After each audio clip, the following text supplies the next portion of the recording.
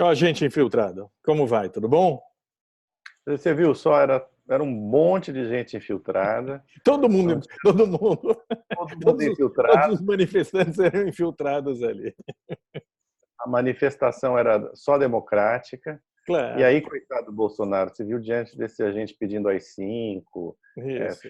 fechamento do STF, fechamento do Congresso, é um, é um coitado mesmo, Ele né? estava no meio de inimigos que saíram do quartel para acompanhá-lo em carreata E e, A BIM não descobriu quem era essa gente antes de avisar, olha, já ter avisado o presidente. estavam todos nos quartéis. É estranho, né, que a BIM não tenha, não soubesse desses infiltrados. Esse truque do Bolsonaro já está tão manjado, né? Quer dizer, ele faz a coisa, aí ele desmente, aí ele planta um negócio na imprensa, a imprensa cai, depois ele diz que é fake news, né? Geralmente é assim, é com culpa da imprensa, né? Nesse caso não deu muito certo. Não, Ele não deu. teve que falar que infiltrados acabaram apresentando uma mensagem que não correspondia à realidade, de que ele quer o AI-5, fechar o Congresso, fechar o STF, pelo menos da boca para fora. Esse é o discurso dele, né? E aquele post, né, no Twitter, aquela postagem no Twitter, aquele tweet do Carlos Bolsonaro com um monte de gente disparando arma, né? Também foi por. Deve ter sido infiltrado no Twitter do Bolsonaro, né? Do Carlos Bem, o Bolsonaro. Carlos Bolsonaro está infiltrado no Twitter do Jair Bolsonaro há um bom tempo. É uma coisa. Não, ali é o seguinte: cruzou a linha vermelha, né?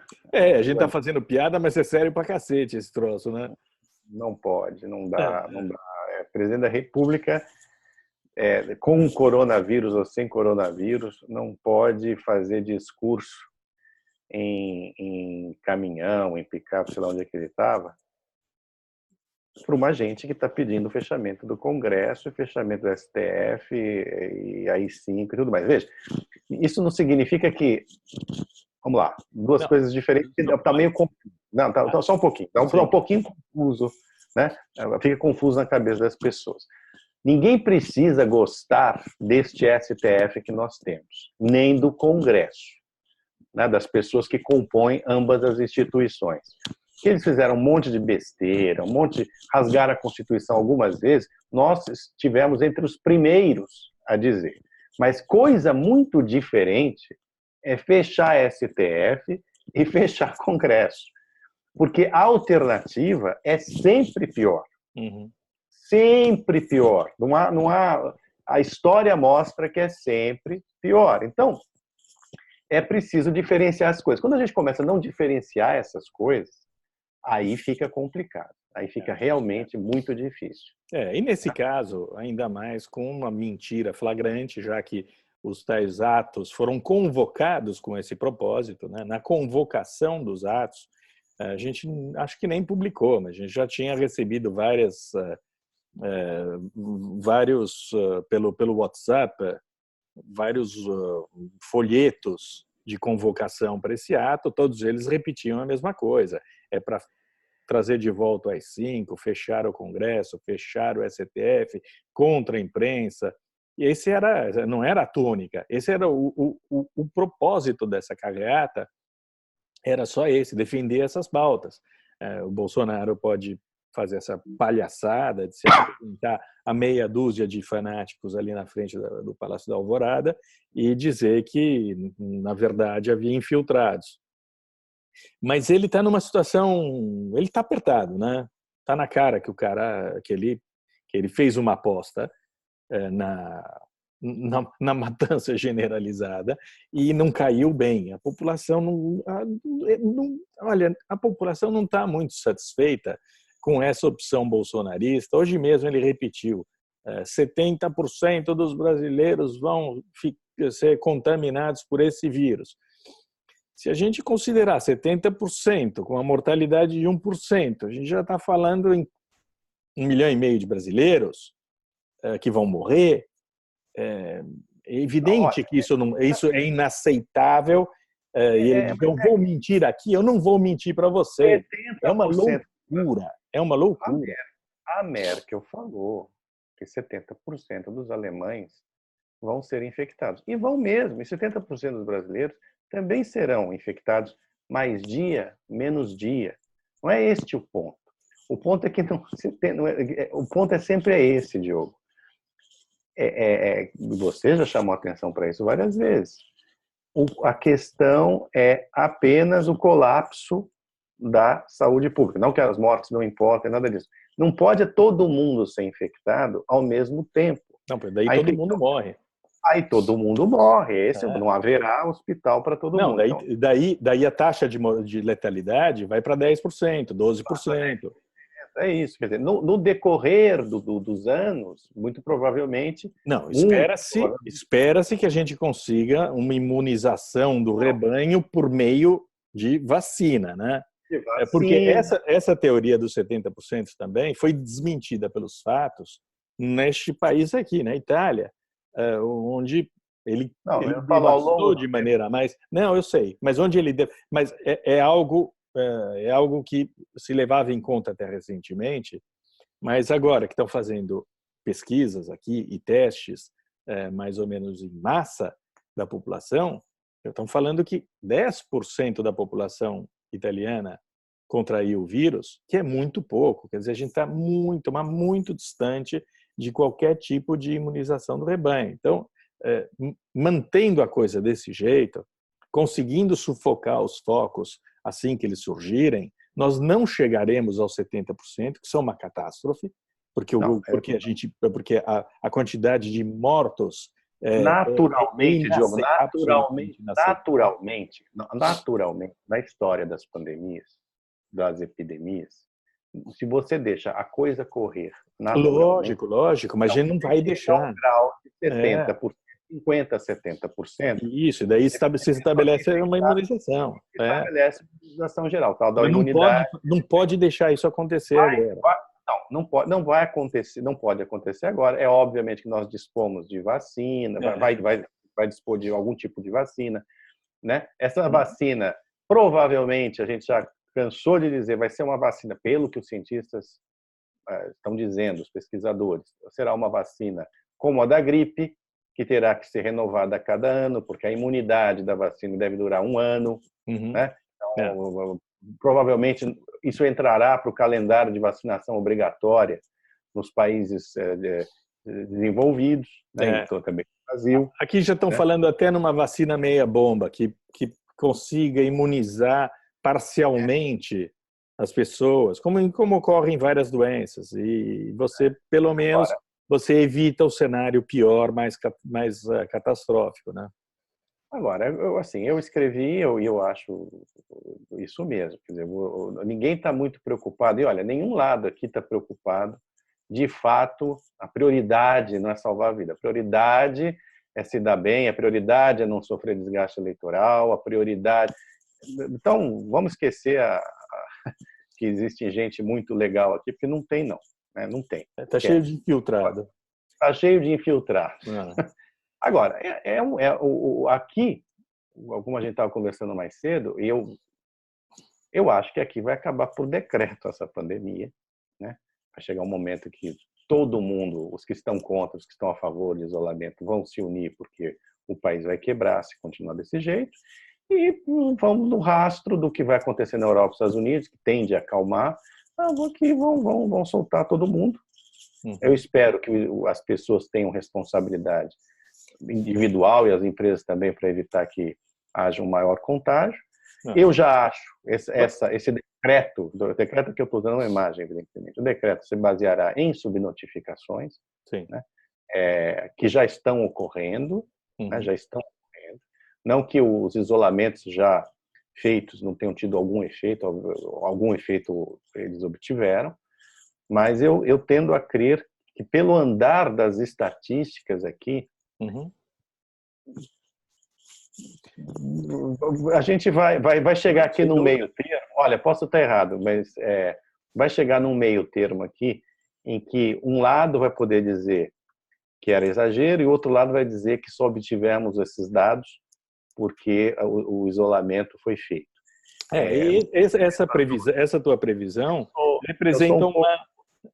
representa uma falência também para a imprensa, né, para o jornalismo, porque o nosso papel neste momento, incrivelmente, pode até ser o de permitir que se salvem vidas dizendo a verdade, falando as coisas como elas estão. Não o se que trata deve de ser verdade, feito. Diogo. Você sabe o que é? Não se trata de verdade ou não verdade. É óbvio que o nosso papel é dizer a verdade. A questão é que as pessoas, assim, tem um mecanismo psicológico de negação. Sim, eu digo especialmente no Brasil. Então, ontem nós demos, por exemplo, uma nota, o nosso repórter que cobre essa área de televisão, mostrando que o coronavírus faz com que está fazendo agora com que as emissoras percam audiência. As pessoas se cansam de determinados assuntos. Os brasileiros são volúveis, mesmo coisas muito sérias, né? Como é o caso dessa pandemia. Então, assim, tudo contribui. Quer dizer, você tem governantes que são esses. Eu não nego nada disso, não nego nada disso. Uma falta de interesse, Mas o nosso... A gente fala ao mesmo tempo, o meu áudio vai para o saco. Eu não estou ouvindo. Não, deixa eu terminar. Isso tudo compõe um quadro. O que eu quero dizer é o seguinte: o Brasil é um país diferente, e diferente para o ruim também, que é esse aspecto. A população cansa muito mais depressa do que deveria a respeito de determinados assuntos. Existe essa emergência econômica que é mundial, mas aqui se traduz em fome, né? Você tem essas subnotificações que já estão, eu acho que já estão aí, está muito claro, porque até o momento, depois de um mês, né, a gente não teve a empenada que se imaginava que teria, do ponto de vista estatístico, e você tem os governantes que nós temos. Então, assim, isso tudo compõe um quadro que tende a achatar a curva artificialmente, é isso que eu quero dizer, você entende? Eu concordo. Independentemente da verdade, da importância. Eu concordo com você, mas como são todas elas práticas criminosas, todas essas, assim como durante a ditadura, achatavam também a inflação. Mas são práticas criminosas, porque quando você, por exemplo, achata a curva artificialmente, a população fica menos atenta ao comportamento virtuoso de manter o distanciamento, por exemplo. Você impede que pessoas que sofreram danos com a epidemia, perdas humanas, possam, em primeiro lugar, se resguardar e se proteger. E, ao mesmo tempo, obter indenizações ou algum tipo de ajuda do Estado. Acho que desresponsabiliza também o Estado na ajuda das pessoas. Então, são todas práticas que a gente tem que, como jornalistas, a gente vai ter que desmontar. Mas esse não é o ponto. Porque... Mas qual é o ponto? Eu estou falando o contrário? Não estou falando o contrário. Eu não estou falando contra você, Mário. Eu estou falando em geral. Eu estou falando o que a gente tem que fazer. Não, sim, mas a gente vai continuar fazendo. Não é esse o ponto. O que eu quero dizer é o seguinte, é que existe uma questão sociológica e econômica no Brasil, sei lá, que leva a que a gente acabe negando certas realidades. Né? É só Sim. isso. Mas como a gente não nega, isso é uma reunião de pauta.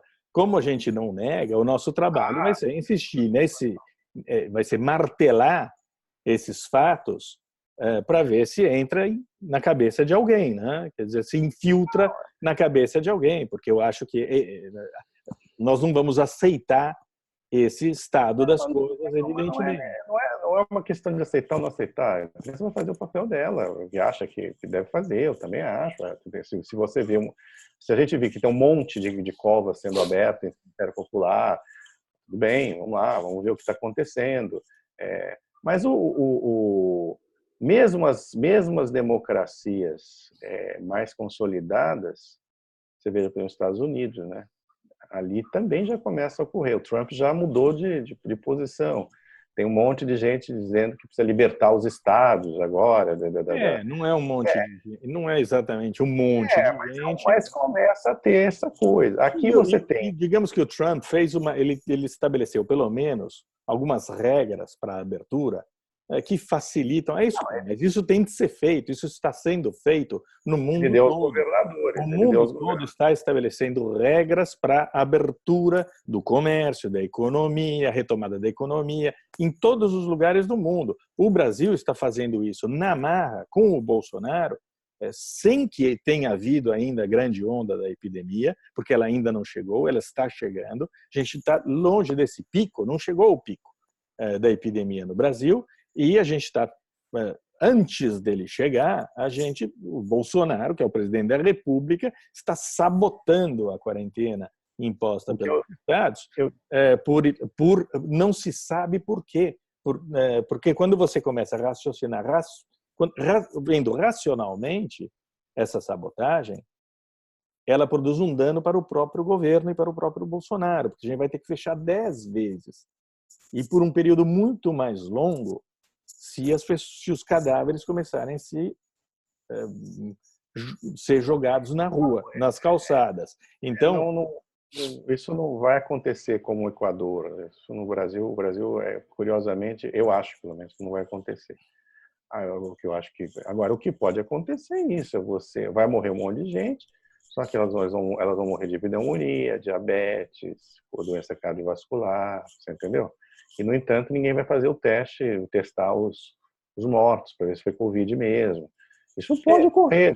Então, assim, mas fazendo isso, morre mais gente ainda, né? Não, mas, Diogo, eu não estou justificando nada. Eu estou dizendo só o seguinte: o Brasil é um país em que a vida... Não, o que eu estou falando é que é criminoso isso. Quando você, por exemplo, quando uma pessoa morre de Covid e você fala para o coveiro, ou para a família do morto, olha, você pode velar o teu morto, pode dar um beijo na testa dele, entendeu?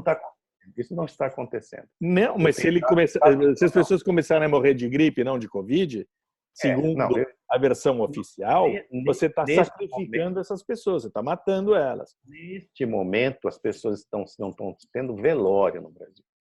As pessoas não importa a causa da morte. Sim, não está certo. Não sei até que ponto, até quando isso ocorrerá. Então, isso não está acontecendo. Agora, eu acho que é criminoso, qualquer coisa é criminosa. Dengue, por exemplo, é uma coisa criminosa. A gente normalizar uma coisa como a dengue. Não estou comparando, hein? Não estou comparando. Eu sei qual é a diferença da problemática toda. Porém, é isso que eu digo.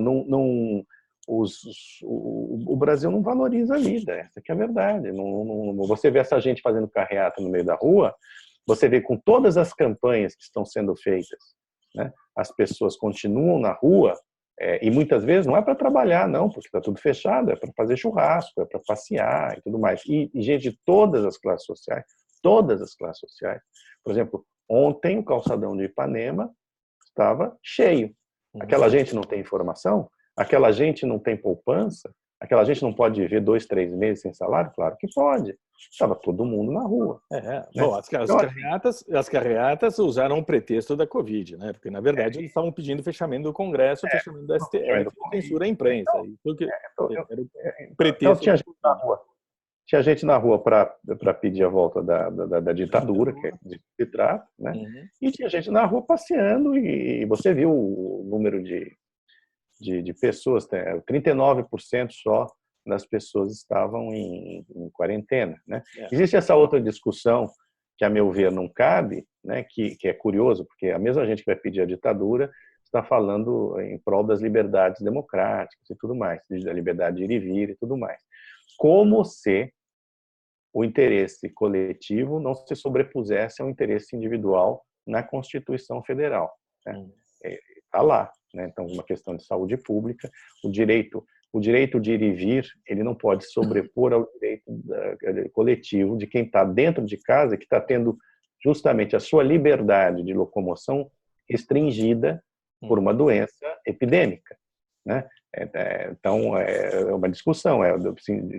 Há um choque constitucional, só que no choque constitucional, segundo eu ouvi alguns constitucionalistas, o interesse coletivo prevalece, como está ocorrendo na Itália, na toda a Europa democrática.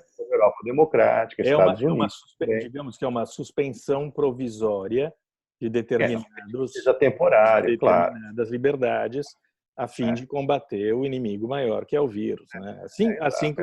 Assim como nós nos sujeitamos a abdicar de algumas liberdades para combater o terrorismo, a gente também vai fazer isso no caso temporariamente, né? temporariamente, é temporário, é nos limites possíveis. Quer dizer, a discussão, não que ela não exista, não é que ela seja uma questão de só menos, desde que seja temporária, preciso vigiar, ninguém não. Por exemplo, na França, o que está acontecendo? Eles estão programando a saída, já vão, no início de maio já começam a voltar às escolas e tudo mais, e estavam já falando, o governo já estava falando, na volta, que os idosos seriam os últimos a sair da quarentena. Houve um protesto geral por parte dos idosos, porque eles não querem ser tutelados a este ponto pelo Estado. Bom, nós somos cidadãos, todos disseram, né? A maioria nós somos cidadãos, como qualquer jovem, então nós também temos o direito de sair. Você não pode criar duas categorias de cidadãos, mesmo numa situação como essa. Caberá, evidentemente, a cada um resguardar individualmente. Se não quiser se resguardar, ele que faça o que quiser. Aqui, por exemplo, na Itália, nós seremos rastreados por um aplicativo de celular, mas ele é voluntário. Quer dizer, o governo pede, por favor, para que a gente baixe esse aplicativo, preencha com dados corretos o tal do aplicativo. Eles imaginam que 75% da população italiana vai aderir a essa proposta. Eu, por exemplo, vou aderir, vou baixar o meu aplicativo, minha família inteira, e com isso a ideia é agir tempestivamente quando surgir um foco da doença em algum lugar, para que não se repita o que aconteceu nos últimos 2 meses, né? Essa é a ideia. Para resumir o meu pensamento, a minha visão, é essa, quer dizer, os países mais avançados terão que conviver com esse vírus durante algum tempo, até que se encontre um remédio, até que haja uma certa imunidade de rebanho em algum momento, que não seja uma coisa tão traumática, porque os vírus também podem enfraquecer-se. Né? Em geral, demora mais tempo, né? Demora mais tempo, mas eu digo assim, ao longo do tempo. Então, a gente vai ter que conviver com isso. Só que no Brasil, além de conviver com o vírus, a gente vai ter que conviver com o Brasil. Né? E o Brasil é esse Brasil aí que eu descrevi no início, né? Que não é exatamente muito original da minha parte, é uma constatação de que nós temos a tendência de negar a realidade, nós temos uma população imensa de gente muito ignorante, né? Nós temos a tendência também não ter o controle sobre a saúde pública quanto ela vai, né? Em termos de notificação e tudo mais. A questão política é até quando nós vamos ter que conviver com o vírus autoritário do bolsonarismo, né? Essa vai ser outra questão que vai ter de ser enfrentada pelas instituições, pela população, pela imprensa. Até quando a gente vai tolerar esse tipo de discurso e o que há para se fazer para extirpar esse corpo deletério do sistema democrático. O ruído é que incomoda muito, o ruído pode ser muito, muito danoso também, né? O volume de decibéis, né? Porque do ponto de vista mesmo institucional, obviamente não existe a menor chance, nem político, quer dizer, todos os golpes no Brasil, todos, foram feitos não é assim, o soldado que chega e fecha com um cabo o STF, não é assim, você precisa ter o apoio da classe média, da elite econômica, certo? E dos generais. Então, assim, são essas 3 coisas. Sempre foi assim, desde a proclamação da República, passando pelo Estado Novo, 64. Se você não tem o apoio da classe média, você não tem o apoio inclusive político do próprio Congresso para se dar um golpe, né? Você não faz golpe. E neste momento aqui, o que você tem é meia dúzia de aloprados que estão na rua gritando umas besteiras, só que você tem um presidente da República que serve com eles. E aí realmente fica complicado, é uma situação muito inusitada. Né? nesse momento só cria um ruído, que é muito ruim para o Brasil, até porque o Brasil enfrenta essa crise sanitária e enfrentará uma crise econômica muito brava depois disso. Monstruosa. É muito ruim, né? Então, por isso mesmo eu me pergunto até quando vai durar essa situação. Esse ruído, porque é aquilo, o sujeito, o Bolsonaro, ele fica modulando, ele está achando que está enganando a plateia, né? Quando vai para frente dá apoio, depois diz, não, é gente infiltrada que estava ali, eu sou um democrata. E no parlamento não tem ninguém bobo, né? A gente viu pelo Mandetta, por exemplo, o episódio do Mandetta que deu uma rasteira bem dada no Bolsonaro. O pessoal sabe se mexer também, né? Quando precisa, eles se mexem. Só do STF também é bastante vivo.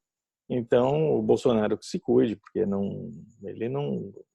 Ele está criando caldo ruim. Esse ruído, que é muito, muito alto e muito perigoso, é um discurso absolutamente inaceitável dele. E um discurso inaceitável, repetido diariamente, com medidas que agravam a situação econômica e provocam mortes, aí a coisa fica muito, muito perigosa para o país, a ponto de despertar em muita gente o desejo de se livrar desse infiltrado autoritário que ocupou o nosso voto não meu, o voto dos brasileiros, no Palácio do Planalto. Como ficou demonstrado mais de uma vez, da última vez foi em relação ao PT, o voto não é passe livre, né? Não. Quando o sujeito recebe voto, não é que ele pode fazer tudo, né? Não. É porque não é assim, o eleitor chancela toda e qualquer atitude que o eleito venha tomar. Não é assim que funciona, né? Não é testado de não é salvo-conduto, não é nada disso. Inclusive, os eleitores mudam de ideia, né? Os eleitores mudam de opinião. E hoje em dia, ao que consta, boa parte dos eleitores do Bolsonaro que votaram nele por falta de opção já não estão com ele. Não. Ele fez o que o Lula fez com o MST e com a CUT, que sindicalizou essa base de apoio dele. Bolsonaro fez a mesma coisa com essa espécie de tenentismo, quer dizer, essas baixas patentes dos quartéis, né? Fazendo uma reforma da Previdência que privilegiou os militares e já que ele sempre foi o sindicalista dos militares e agora ele consolidou esse papel. Então ele pode contar com essa grande massa de pessoas e além dos evangélicos que estão do lado dele, os pastores, sobretudo, os chefes da igreja, os televangelistas.